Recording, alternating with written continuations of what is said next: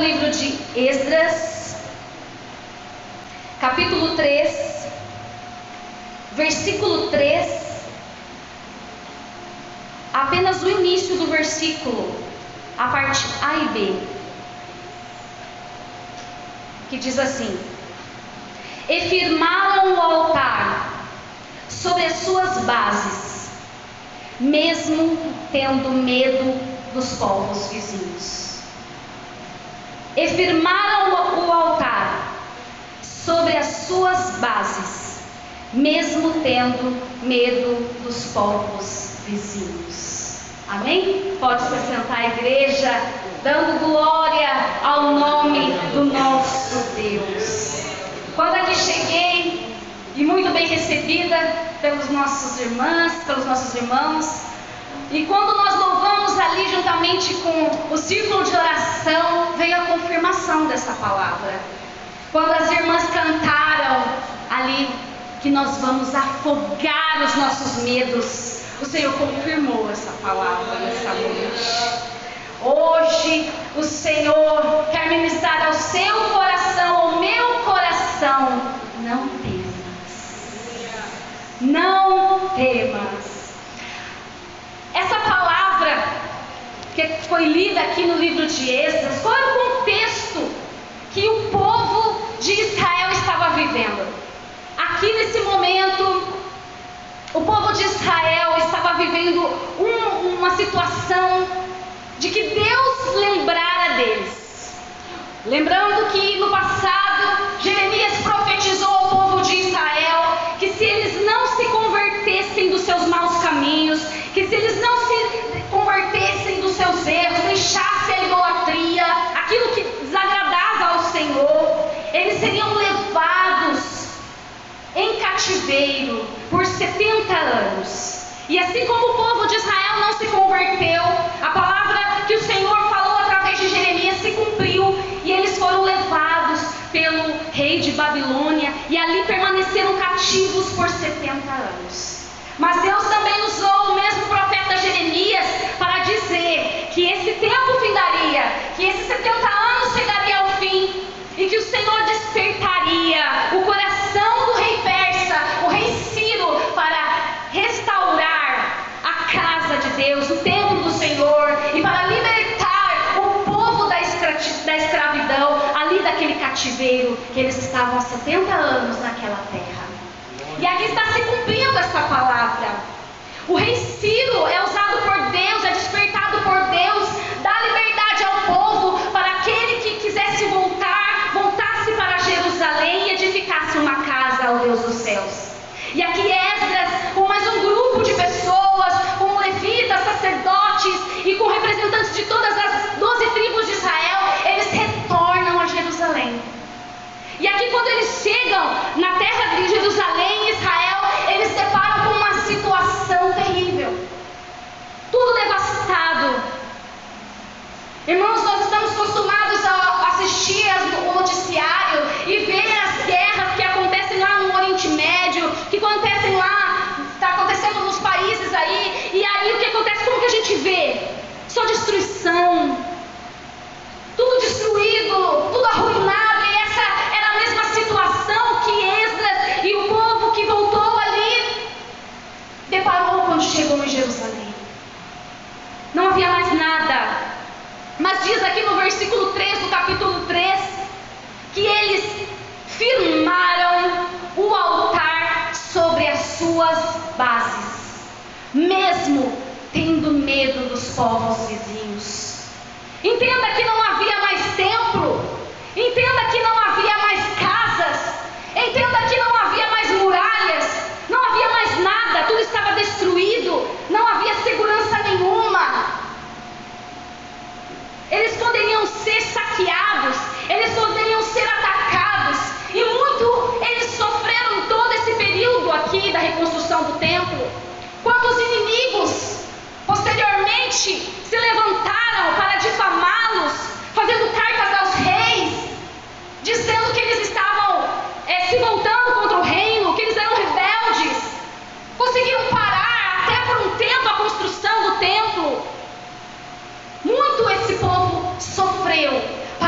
edificar novamente o templo ao Deus dos céus. Mas diz que quando eles chegaram ali na terra, eles firmaram o altar. O altar precisa estar firme. O altar precisa ter as suas bases. Porque sem base, sem estrutura, não fica de pé. E assim é a nossa vida com Deus, minhas irmãs. Assim é a nossa vida com Deus, igreja. O nosso altar não pode estar vacilante. Ele não pode estar torto. Ele precisa estar firme sobre as suas bases. E aonde é a base? Aonde é o nosso alicerce? É a palavra de Deus que nos dá estrutura para que nós possamos levantar o nosso altar firme diante de Deus. E diz a palavra do Senhor que eles fizeram isso. Firmaram as bases do altar, mas com o seu coração temeroso, mesmo tendo medo dos povos vizinhos. E quantas vezes eu e você não sentimos esse mesmo sentimento? Temos medo. O Senhor nos manda fazer algo. O Senhor nos manda levantar e agir, e nós temos medo. O Senhor nos manda pregar a palavra e nós temos medo. O Senhor nos manda louvar e temos medo.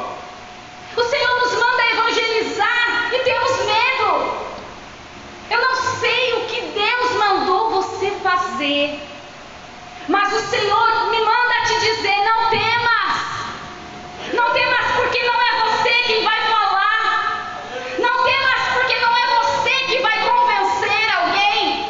Não temas, porque não é você que tem poder de adentrar ao mais profundo da alma e do coração daquela pessoa. Mas o Senhor vai te usar como instrumento. O Senhor vai te usar como ferramenta. Assim como esse microfone, ele aumenta a potência da minha voz. O microfone de si nada pode fazer. Se eu me calar, o microfone não fala sozinho. Assim somos nós. Somos boca de Deus. Assim somos nós. O Senhor quer nos usar apenas como amplificadores da sua voz. O Senhor quer nos usar apenas como microfones dele. O microfone de si não faz nada, mas aquele que fala através de nós, aquele que fala através de ti, aleluia, tem o poder. Então não temas em fazer a obra do Senhor. Não temas em fazer aquilo que Deus te mandou fazer, aleluia. E mesmo nesse momento de caos, eles ofereceram sobre o altar holocaustos ao Senhor, de manhã e de tarde. Mesmo nessa situação difícil, temerosos, correndo muito perigo, mas eles continuaram sendo perseverantes, oferecendo holocaustos ao Senhor de manhã e à tarde. Como estamos, querida igreja? Será que estamos sendo perseverantes como esses homens aqui, como esse povo, esses servos de Deus? Sacrifique pela manhã, mas sacrifique também à tarde. Ore pela manhã, mas ore também à tarde. Aleluia. Leia a palavra pela manhã, leia também à tarde. Mas irmã, nossa vida é tão corrida. Eu não consigo. Eu trabalho, eu cuido da casa, eu cuido dos filhos. Eu tenho isso, tenho aquilo, aquelas responsabilidades, a igreja, tantas coisas para fazer. Não dá assim. 5 minutinhos. Tem um pregador, eu não sei o nome dele agora, não me lembro, mas antigo, que perguntaram para ele quanto tempo ele orava. Parecia um homem tão usado e abençoado por Deus, e a resposta dele foi: eu não oro nem 5 minutos, mas também não fico nem 5 minutos sem falar com Deus. Entenda que a nossa vida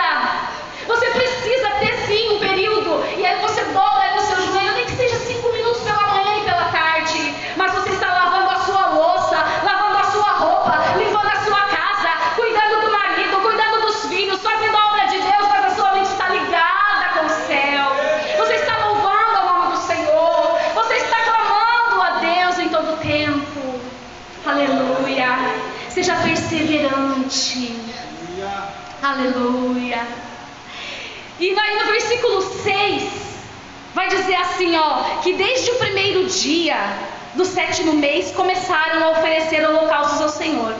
Porém, ainda não estavam postos os fundamentos do templo do Senhor. Entenda, eles foram designados pelo rei Ciro a voltar para a terra para reconstruir o templo de Deus. Só que chegando lá, eles encontram o caos e eles vão fazer o que primeiro? Levantar o altar. O que é primeiro na nossa vida, igreja? Levantar o altar.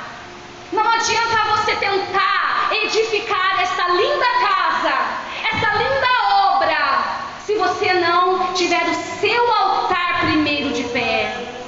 Não adianta eu vir aqui pregar se o meu altar tiver caído. Não adianta eu vir aqui e orar junto com as irmãs do círculo de oração se o meu altar tiver caído. Não adianta louvar se o seu altar tiver abalado por alguma coisa. Nós precisamos edificar o nosso altar. Que nessa noite o Espírito de Deus possa ministrar ao nosso coração aonde estão as rachaduras, aonde estão os lascados, os quebradinhos do nosso altar, para que nós possamos corrigir nessa noite, para que nós possamos reformá-lo, restaurar o nosso altar. E diz que eles levantaram o altar antes dos fundamentos serem postos, os fundamentos do templo, o alicerce ser colocado, ser feito. E sabe o que a gente aprende com isso? Que tem gente que quer ver primeiro para depois fazer alguma coisa. Às vezes a gente quer ver um mover de Deus acontecer. Não, eu não estou sentindo de fazer isso ainda. Eu não estou preparada ainda para isso que Deus me designou a fazer. Eu, irmã, dirigir o culto do ciclo de oração, não. Eu ainda não estou preparada. Eu preciso sentir um mover do céu. Eu preciso ver anjos subindo e descendo para eu poder aceitar, para me poder fazer, para me poder entender que é Deus me chamando, que é Deus na minha vida, que Ele está provando essa obra. Não, eles fizeram o quê? Eles fizeram assim, não, eu não estou vendo ainda templo, eu ainda não estou vendo alicerce, eu ainda não estou vendo nada, não tem pedra, não tem material para construção ainda, mas eu vou levantar o altar, eu vou levantar o altar ainda que eu não esteja vendo nada, ainda que você não esteja vendo nada. Se o Senhor falou que Ele vai te usar, Ele vai te usar. Aleluia, não tema. Não tema, deixa Deus agir na sua vida. Deixa o Espírito Santo fluir através de ti. Glória a Jesus. E o mais lindo, que esses sacerdotes, eles estavam ali sempre prontos. Prontos para levantar o altar. Prontos para firmar o alicerce do altar, as bases do altar. E no versículo 10 diz assim, que quando pois os edificadores lançaram os alicerces do templo do Senhor, quando começou a construção do alicerce do templo, então apresentaram-se os sacerdotes já vestidos e com trombetas, e os levitas, filhos de Asaf, com saltérios para louvarem ao Senhor, conforme a instituição de Davi, rei de Israel, e cantavam alternadamente, louvando e celebrando ao Senhor. Olha que exemplo! Eles levantaram o altar, começaram a sacrificar, de manhã e de tarde sem ver nada. Só que eles não pararam por aí. Quando os construtores, os edificadores começaram a edificar ali os alicerces do templo, eles não pararam. Eles agora se apresentaram como? Eles se apresentaram vestidos com as suas vestes sacerdotais. Eles se apresentaram com as suas trombetas na mão. Os levitas se apresentaram também prontos com os seus instrumentos para louvarem a Deus. E quantos de nós estamos desistindo no meio do caminho? Talvez você até começou bem, você ainda não via nada e você teve fé e você se levantou e começou a fazer para a glória do Senhor, algo para Ele, para a sua obra. Mas alguma coisa aconteceu que te desanimou, e na hora que era para você se apresentar com as suas vestes sacerdotais, pronta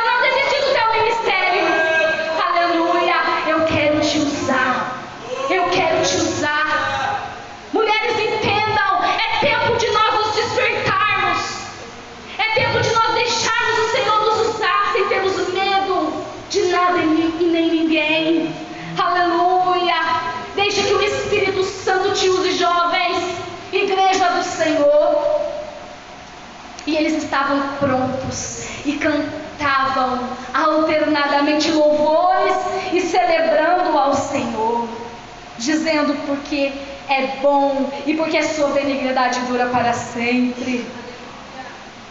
Porém, nesse instante, o templo está sendo construído, está sendo levantado, e diz a palavra do Senhor no versículo 12, que havia ali também, no meio daqueles sacerdotes e levitas, que já eram velhos, e que haviam visto com os próprios olhos o primeiro templo, o templo que Salomão construiu. E eles começam a chorar com grande tristeza, porque eles viram o primeiro templo na sua glória, com toda a sua majestade que foi levantado, e por causa dos pecados daquele povo foi destruído por completo. E agora eles estão tendo a oportunidade de levantar novamente o segundo templo, mas aos olhos deles é como nada perante o primeiro, e eles choram de tristeza.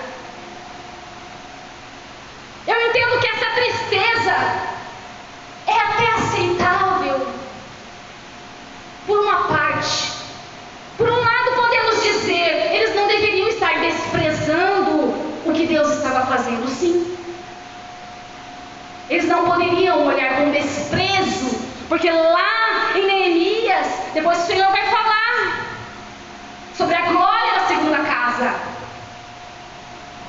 Então, não foi totalmente correto a atitude deles. Porém, entenda a tristeza de eu olhar tudo que Deus havia me dado, tudo que Deus havia feito, e por eu não ter obedecido, ser destruído. É um pouco de remorso também. Então esse choro deles também tinha remorso. Um templo que foi construído com bases de pedras preciosas, um templo que foi totalmente rebocado, vamos dizer assim, com ouro, revestido de ouro. Fizeram o melhor para Deus e foi destruído por quê? Por causa do pecado deles. Então havia remorso e eles choravam com alta voz. Mas também havia ali aqueles levitas que não haviam visto o primeiro templo, mas quando olhavam para aqueles alicerces, olhavam para aquelas pedras, que mesmo simples, perto do outro, ali eles glorificavam e adoravam ao nome do Senhor. Eles conseguiam ver o agir de Deus, a glória do Senhor através daquela obra. E qual é a lição que eu tiro para mim nessa noite, no versículo 12? Que Deus, Ele está vendo o teu choro, Ele está ouvindo a tua oração. Porque diz no versículo 13 que as vozes deles se misturaram, as vozes do choro de tristeza e as vozes de júbilo, de alegria, que o povo que ouvia de longe não podia discernir. Hoje estamos aqui com muitas pessoas e Deus está discernindo o teu choro, Ele está discernindo a tua adoração, Ele está discernindo a tua voz de júbilo. Talvez aqui alguém nessa noite que está aqui no nosso meio e está levantando a mão, está adorando ao nome do Senhor, está cantando, veio aqui, louvou ao nome do Senhor com glória, com unção, mas só Deus conhece o seu coração, que dentro da sua alma há sim um choro de profunda tristeza.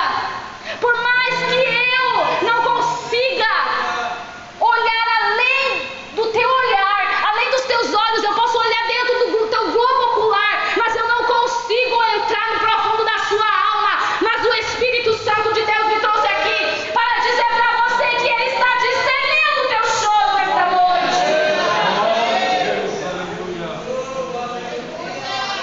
Aleluia. Parece para todo mundo que vai tudo bem, mas Ele está discernindo o teu choro. sua voz, o seu choro se mistura com o louvor da igreja, com a voz de alegria daquele que hoje derrama, exalta o nome do Senhor por tantas bênçãos e benevolências do Senhor. Mas hoje o Senhor me trouxe aqui para te dizer isso. Ele te discerne. E isso está escrito em Jeremias 17:10, que diz assim: